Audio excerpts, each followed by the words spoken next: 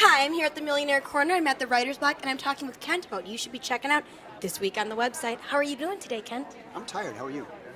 That's because you were up watching the Bears games, right? Exactly. Right. That's all I do is watch sports. Well, you are a sports writer. But anyways, what are we going to be looking for on the website this week? I'm writing stories on two different series of things. One is on our 25 million plus report, and a story I've written on that is that the extremely wealthy apparently don't use social media as much as the rest of us. And I'm thinking it's... Do you think that's because they're older? No, I think it's because they have better use of their time. The age segments are different. That the younger ones do use Facebook and LinkedIn and Twitter more than the older ones, but simply not as much as the rest of us. And I think they're just busier making money than those of us that are wasting our time on social media.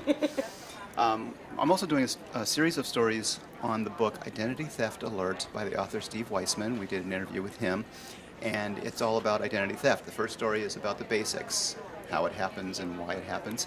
And then the rest of the week I'm going to be doing stories about how you should secure your Social Security number and just not use it, and also his advice on using your debit card, which is simply don't use it.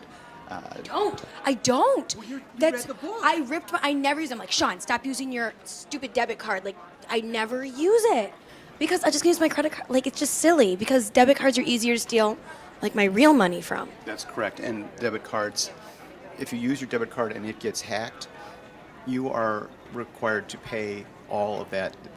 All that is stolen is lost. Whereas with a credit card, often they have limits to $50 or $100 of your liability for misuse. So that's a couple of things that he's warning people about. All right, these are going to be some great stories. How you doing today, Donald? Well, thank you. So what great stories should our readers be looking for? Well, let's see. In my entertainment blog this week, the Friday The Equalizer opened with Denzel Washington, Yeah. which started me thinking about TV shows that have made into movies. Now, studio executives love to greenlight movies based on TV shows, just like they do sequels and remakes, because these are pre-sold to the audience. Now, The Equalizer might be a harder sell. I don't know how many people remember that series with Edward Woodward, but Denzel, it's very promising. But they're hard to do. For every fugitive, which is like the gold standard, you get, countless McHale's Navies with Tom Arnold, or Bewitched with Nicole Kidman. And That was so good. What are you talking about? That was adorable. She's like the cutest woman ever. And Kristen Chenoweth was in that Second movie. cutest. Oh, thank you, Donald. Thank you. Okay, go on. Okay. Also on Friday, what we teased last week, we have our interview with Andrew Rossi, who's the director of Ivory Tower, which is a documentary about the high cost of higher education. He directed a Film Festival Award-winning documentary about the New York Times, Page One, behind the scenes at the New York Times. And like that film, this is a documentary about an American institution at the crossroads. Oh. Because, college, college education is part of the American dream, but it's becoming out of reach for many. So this film examines what went wrong, what happened, and what can be done about it. Yeah. And also this week, it's that time again. We will be doing a series of articles about the Spectrum Affluent Investor Confidence Index. Ah, my favorite time of the month. That's right. We'll be looking to see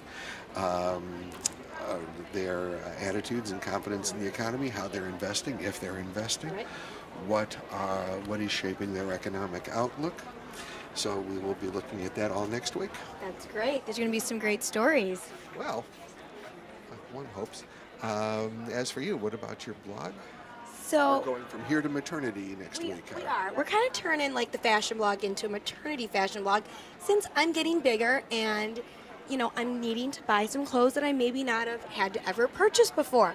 So I went to Destination Maternity this last weekend, and I talk about some great finds that I get, especially a pair of AG jeans. They're jeans, but they're kind of like jeggings, but they look like They look just as good as the regular AG jeans. You couldn't even tell, but if you feel the material, it's nice and stretchy. And they're so comfortable that I swear you could even take a nap in them. So I talk about these great jeans, and I talk about how you can save $75 on them because they are not cheap. So you're going to want to check out my blog this Monday to find out savings and more about my maternity jeans that I purchased. I'm Heather Kiley. Thanks so much for stopping by the block.